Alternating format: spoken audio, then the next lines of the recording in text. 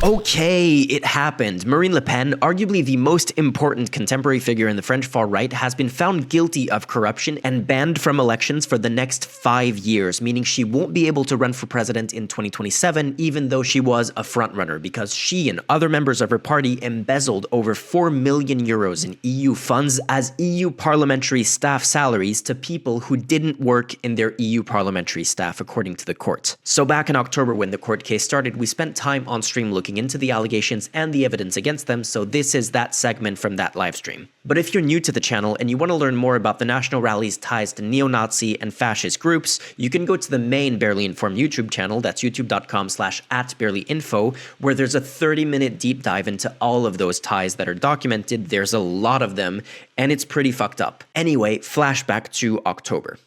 Why Le Pen and 26 of her party's members are standing trial in fake EU Parliament's jobs case.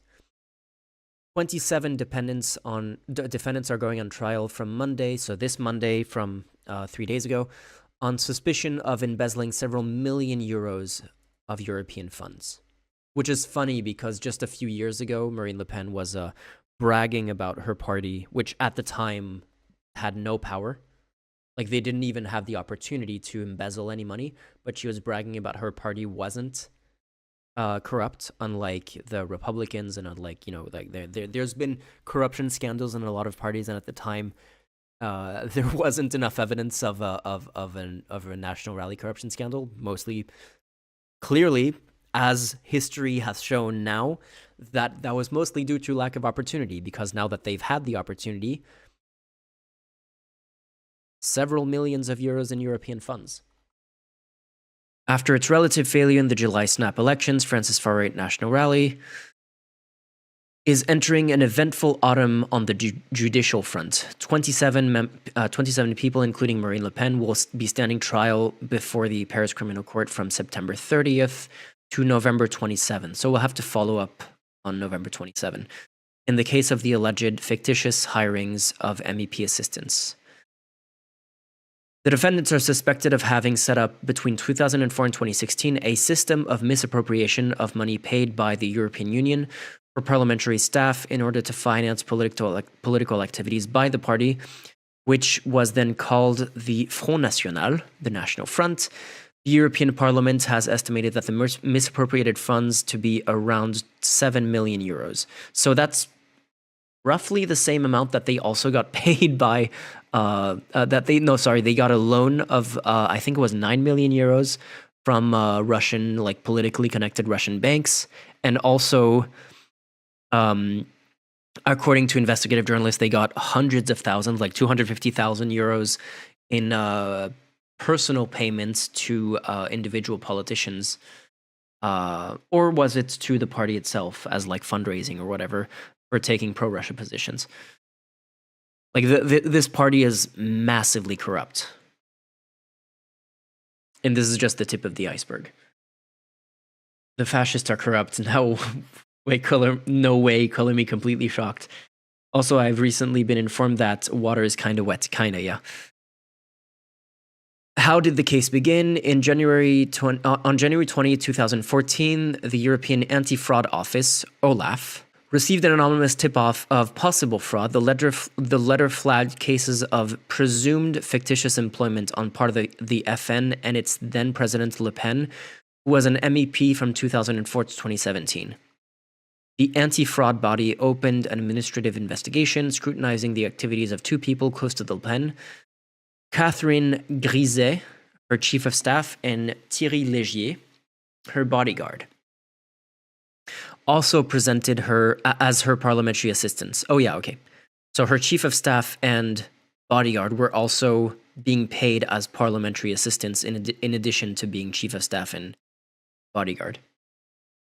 The investigation revealed that Griset, now an MEP, spent only 740 minutes, or around 12 hours, at the European Parliament when she was supposedly an assistant there between October 2014 and August 2015. She was working from home. She was just ahead of the curve. She was doing home office before it was cool.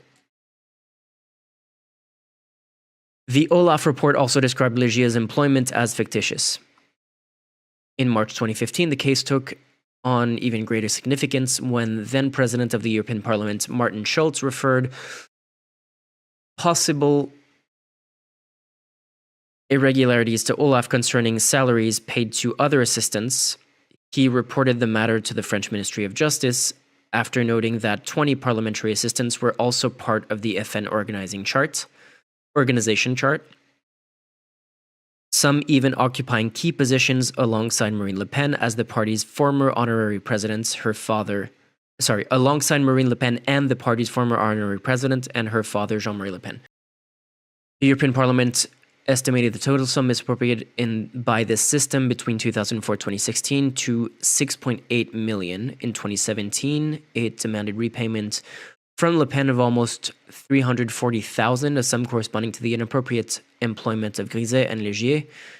Faced with the leader's refusal to pay, the Parliament's financial services deducted tens of thousands of euros from her MEP allowance before she left Brussels in 2017. Okay. What did the French investigation reveal? Following Schulz's report, the preliminary investigation was opened in France in March 2015 for breach of trust on the basis that the offense practice could amount to illegal party financing entrusted to the Central Office of Combating Corruption. Jesus. Investigators gathered damning testimony and documents. For example, a letter by the party's former treasurer, Wallerand, what is this name? Wallerand de Saint-Just, to Marine Le Pen dated June 2014, in which he wrote, "We'll only get by if we make significant savings thanks to the European Parliament." Significant savings is embezzling 7 million euros, apparently. That is significant savings. If you're saving, saving in theory is like, you're spending less than you're getting. You're getting a certain amount, you're getting, I don't know, 50K a year, and you spend less than what you normally would. That's counting as savings. In this case, it's not just like savings, it's getting paid more. That's not savings. I would like to save that much too, man. that would again make a big difference for the channel. A judicial investigation was opened in December 2016 on charges of breach of trust, concealment of... Okay, I want to get to what did the French investigation reveal. This was already funny, but I'm sure there has to be more. Organized gang fraud, forgery, and use of forgeries, undeclared labor. I mean, it's more like declared unlabor that is the real thing. It's not undeclared labor, is that they declared employees that weren't actually working. So who are the defendants? 11 MEPs elected under the FN banner, including Marine Le Pen, Perpignan Mayor Louis Alliot, former RN interim president Jean-François Jalc, MEP Nicolas Bay, the party's former number 2 Bruno Gollnisch, 12 people presented as parliamentary assistants, including Légier, Griset, as well as current RN MP Timothée Houssin and Julien Oudoul. I think the current RN leader is also roped up in this, isn't he? Let me double check that. French far-right leader Bardella allegedly faked documents to avoid EU funds and embezzlement charges. So French Rassemblement National sweetheart Jordan Bardella allegedly drafted falsified documents to prove he was working as a part-time MEP assistant while he was actually working for the party. So there's a difference between working for the party and working as an MEP assistant. The young Le Pen supporter was paid by Europe but employed by the FN. The current president of the party helped produce false proof of work. Reveals a book to be published on Friday. So this is from September 9th. So it has already been published, I guess. All 3 generations of Le Pen are involved. How little things change. Yeah. Okay, so Bardella is also accused, but apparently he was able to evade charges for now because his evidence that he was legitimately working there was allegedly faked. So if he does face charges for that later, that's going to be another thing. This is the important part. What is Le Pen risking? Marine Le Pen is on trial for embezzlement of public funds and complicity She could face up to 10 years imprisonment and a €1 million fine. She also faces a 5-year ban on eligibility for political office, something which would be a major obstacle to running in the 2027 presidential election. How new is this scandal? So it dates back to, where was the dates? 2010 to 2016, 2004 to 2017. So it's quite, it's not super recent, but the court case started on Monday of this week. And that's the important news element of it. Regarding the outcome of the trial, Le Pen's entourage is referencing the Bayrou jurisprudence. Bayrou is centrist politician, kind of like he was the France's political center before Macron kind of took over the entire French center in French politics. Following the February 2024 acquittal of Macron alive Modem party leader François Bayrou in a similar case. I see, but the Bardella's papers were already new. I had no idea. So apparently the Bardella papers thing was published in a book earlier this month. The problem is both articles that I put out opened on it are behind a paywall, so we can't read the details. Let's see if there's more stuff from the publication of the book.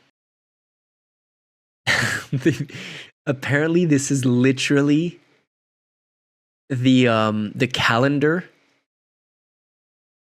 They just found a calendar from 3 years earlier and filled it up with like scribbled lines saying, "Oh yeah, working at the EU Parliament." Jesus. That's amazing. That's great. Oh yeah, that's how you do it. That's how you prove that you worked on that day. You just like scribble a line from an old calendar. It's kind of like those you know when you have proof of life of a hostage and you need to like the terrorists take someone hostage and they, or the not terrorists but like hostage takers demand ransom and they do the whole proof of life thing. Proof of life with the newspaper, like famously, works only in one direction. If you're saying, hey, we're going to prove to you that we didn't kill him a week ago, so he's going to pose with today's newspaper so that you know that he was still alive at the date that this newspaper was published. And I have another anecdote about like those kinds of things, which is another funny thing. But yeah, anyway, that works to prove that he was alive today, but sometimes people do it the other way around in the dumbest way when they'll go like, they'll take a photo of them with a newspaper from 3 months ago to try to prove that they were somewhere 3 months ago. But you can find old newspapers. That's not the thing. The thing about proof of life is about finding newspapers that, that if the photo is older than that date, the newspaper wouldn't exist yet. So this is basically that. Like they found an old calendar, an old empty calendar, and then they just filled it up and they were like, yeah, cool. I worked. And like, awesome. Genius. Yeah, no, so try and funny story. One of my, so when I worked in China, I had a couple of buddies in my Chinese class when I was living there. One of my classmates, and then I met his colleagues, worked for I talked about this before, worked for a tour company called Young Pioneers that did tours in North Korea. Irrelevant, like the tour company irrelevant. But the magazine that I worked for had actually done a few reporting trips in North Korea. And one of my favorite article introductions, let me see if I can find it actually. I love this article introduction, even though the guy who wrote this article is the guy who fired me and who was a major dick. So this is how the article starts. It's, wait, what's the headline? The headline of the article? It's grim up north, beautiful propaganda, and a countryside belie the truth of its secretive state. Okay, it's like it's a dossier of multiple articles called Inside North Korea. Do you have today's paper? I asked the receptionist at the Koryo Hotel. No, she replies, but we've got tomorrow's. Welcome to the Democratic People's Republic of Korea, the most secretive state on earth where tomorrow news has been agreed on in advance. I love that. That's how you start an article. That's great. A completely mundane story, but like such a striking thing. Like, oh yeah, we don't have today's paper, but we have tomorrow's paper. It's already printed. It's been written in advance. It's already printed. We have it for you if you want. We received it this morning. I love it. So if Le Pen can't run, what are the odds Arn even win an election? I don't know if that matters. I mean, it does matter. It would be really bad for the RN. But the reality is Bardella was the face of the party for the EU elections that they massively won. He was the face of the party for the legislative elections, and even though they didn't win, like they didn't become the biggest party in the legislative elections, they did still win a bunch of seats there. Like individual leaders are important. Like a figure like Trump is definitely significant in right-wing politics in the US. But the unfortunate truth is that the wind is just blowing in the far right's favor right now, no matter who's leading those parties. So maybe it would cost them the election in 2027.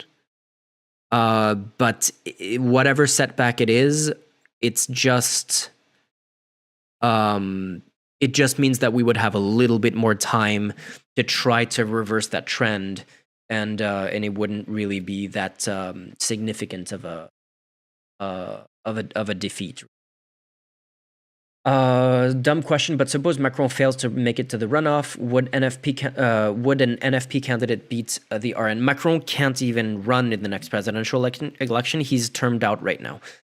There might be a legal loophole for him, but like the chances of the legal loophole for Macron, like if Macron resigns as president before the 2027 election, it's unclear whether he would be allowed to run in the 2027 presidential election, because he could technically claim that because the French president can do 2 consecutive terms, and theoretically, if there's another president who takes over for 1 term, then he could come back for another 2 consecutive terms. So the thing is, right now he's done 1 term fully.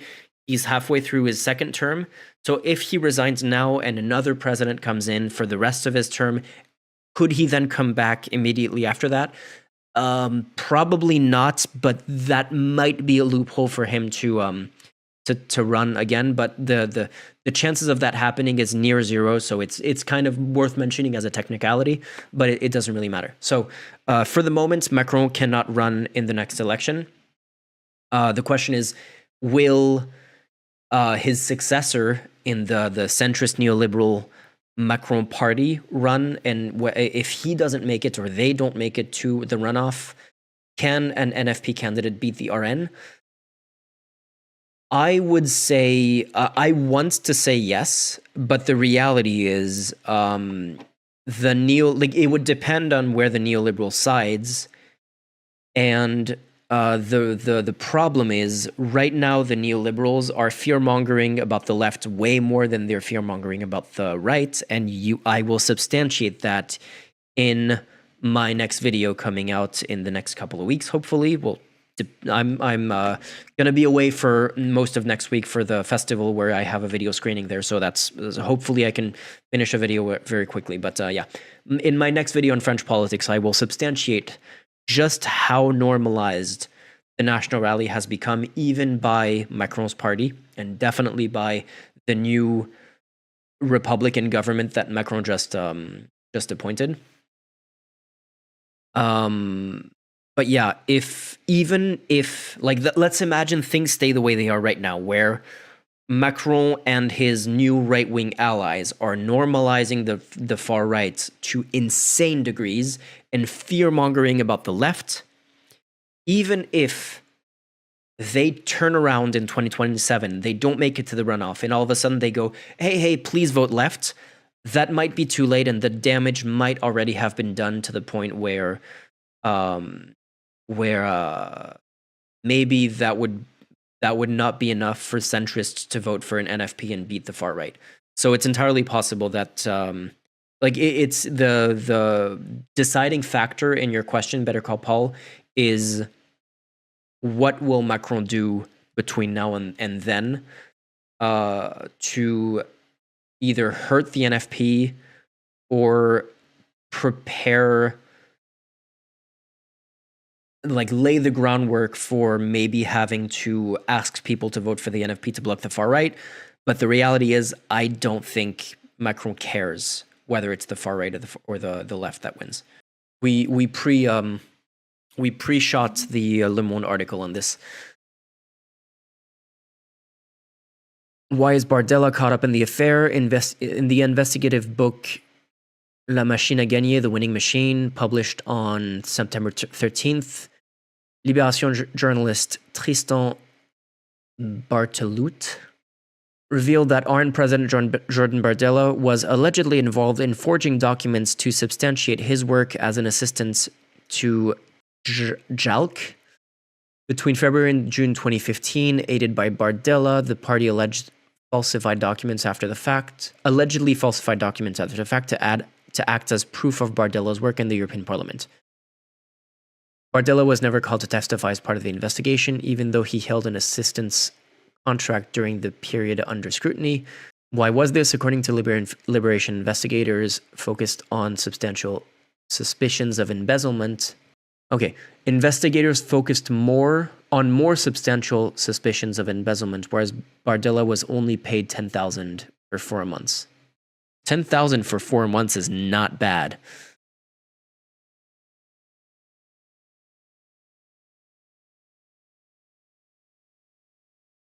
This baby just jumped on my lap. We're having a little bit of a cat break.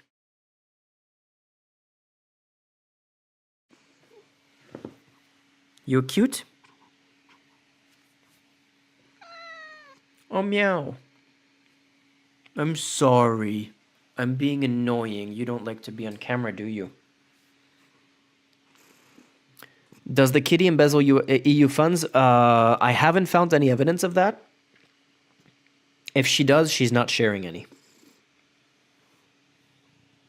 Do you want to purr in the microphone?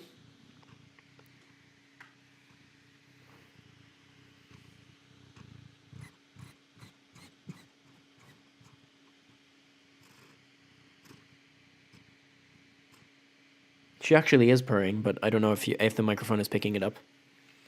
You cute. Thank you for the attention and the company, baby.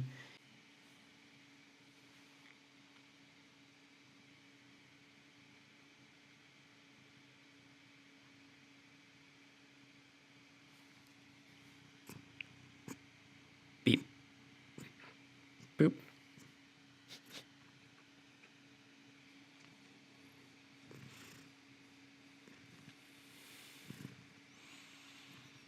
Okay, get back to work. Talking to myself, not to the cat.